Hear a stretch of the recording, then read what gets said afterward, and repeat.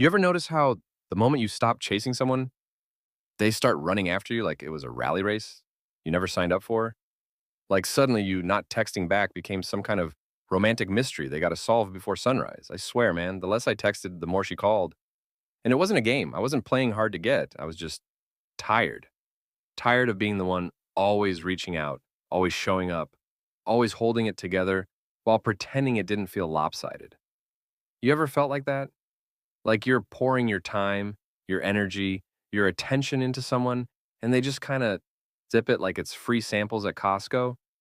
But the moment you stop, like truly stop, they start acting like they've been dying of thirst the whole time. At first, I thought I was crazy, like maybe I was being cold or distant or some emotionally unavailable demon she was suddenly obsessed with. But nah, it wasn't that. It's just that me not needing her made her need me. And I don't say that with ego.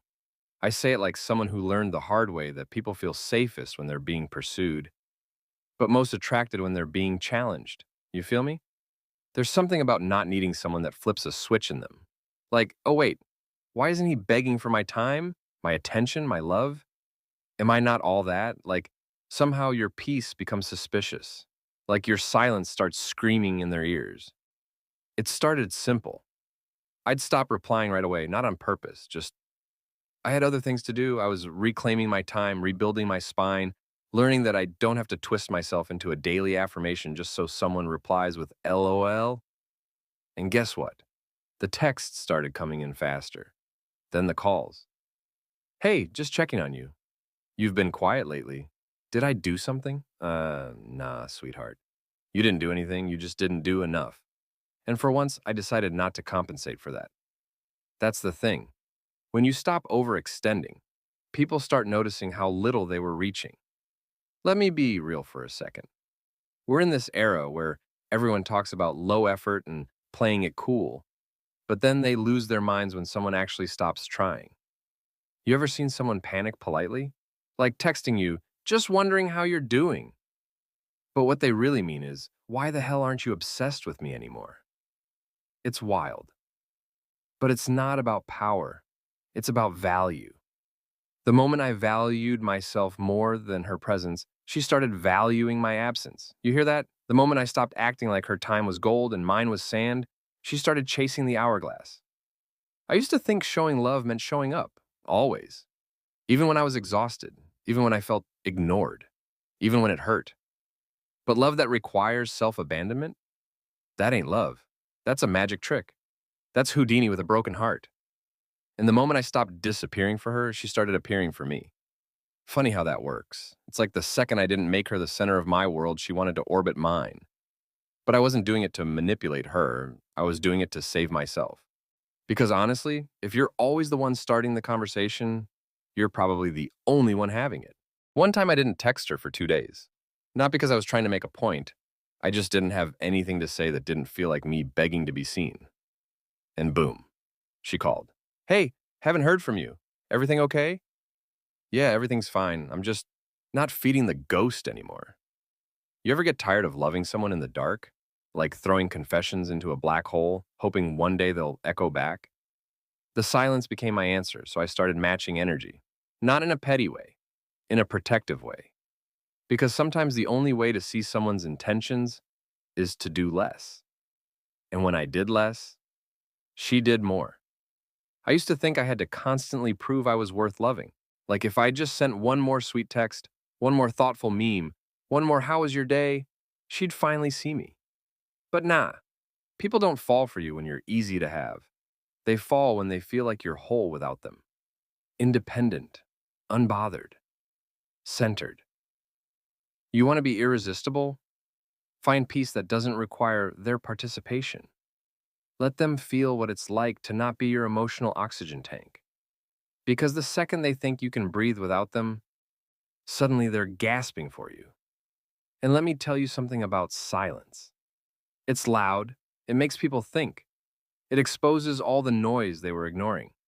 When I stopped texting her every morning, she didn't get relief, she got reflection. She had to sit with the fact that I wasn't obsessed, that I wasn't holding my phone waiting for her to drop crumbs of affection. And suddenly my quiet started speaking volumes. You ever hear someone say, I miss you after disappearing on you for weeks? Like, bro, you didn't miss me. You missed the version of me that made you feel important. And now that version is gone, packed up, clocked out, on vacation, maybe forever. There's this part of the story where I realized I wasn't actually heartbroken. I was just addicted to proving myself, addicted to convincing someone I was worth the same effort I was giving. But healing is when you stop trying to teach someone how to love you and just let them fail the class. And suddenly the student wants extra credit. Can we talk? I've been thinking about you. I feel like we're drifting. Baby, we've drifted. You just finally looked up. And I know some people are going to say that's toxic or you're playing games, but I promise you it's not. It's clarity, it's maturity. It's not about being distant, it's about being dignified. There's a difference between pulling away to punish someone and pulling away because you're done punishing yourself. And I had punished myself enough for caring too much, for giving too fast, for shrinking my needs so someone else could feel tall. The less I texted, the more she called. But not just called, cared, listened, paid attention. Because now she wasn't responding to noise. She was reacting to absence. You ever realize your value by watching someone panic when you stop overgiving? It's wild. It's freeing. It's sparring. Like waking up from a dream where you were chasing someone through a forest and then realizing they were standing still the whole time, waiting for you to get tired. And here's the plot twist. When she started calling more, I didn't jump. I didn't rush to reply. I let it sit. Let her feel what it's like to not be the prize but the pursuer. Because relationships, they should be mutual. Not one person doing cardio while the other one stretches. I wasn't mad, I wasn't cold, I was just finally balanced. Finally done trying to be a hero in a story that never gave me a cape. You want to know the truth? People crave what they can't control. And when you stop letting someone dictate your mood, your day, your worth, they start recalibrating their respect. Suddenly, you're not the emotional punching bag. You're the blueprint, the standard, the damn, I really messed that up memory. And maybe that's the whole point. To stop auditioning for love that should have been yours without the performance. To stop texting novels to people who only read headlines. To stop chasing the idea of someone instead of choosing the reality of yourself. So yeah, she called more, a lot more, but by then, I had less to say. Not because I was bitter, but because I was better. Healed, whole. And healing doesn't always mean closure. Sometimes it just means silence, space, stillness. You learn that your peace is louder than any paragraph you could have sent. And your distance? That's a language too. One they understand perfectly. Once you stop translating yourself for free. There's someone watching this right now, still staring at their phone, waiting for a reply that ain't coming. Still thinking, if I just say the right thing, they'll change. I feel you. I was you. But let me save you some time. If your presence isn't enough, your words won't be either. You don't have to shrink to be loved. You don't have to overfunction to be chosen. Sometimes the most powerful thing you can do is nothing. Just stop. Breathe. Let the silence speak. Let them come to you. And if they don't, you didn't lose them. You found yourself. And the wild part? When you stop chasing, your whole world changes. You get your time back. Your clarity, your glow, your self-respect starts doing cartwheels in your spirit. And suddenly you don't even want the things you used to beg for. That's the growth. That's the freedom. And if you felt that, if even a single line here hit your chest like, damn, that's me, then maybe this wasn't just a story.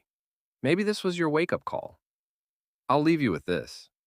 Some people don't notice the light you bring until you walk away and the room gets dark. Don't dim yourself just to keep someone comfortable in your glow. Let them sit in the shadows. Let them miss you. Let them learn. And while they're figuring it out, you keep shining.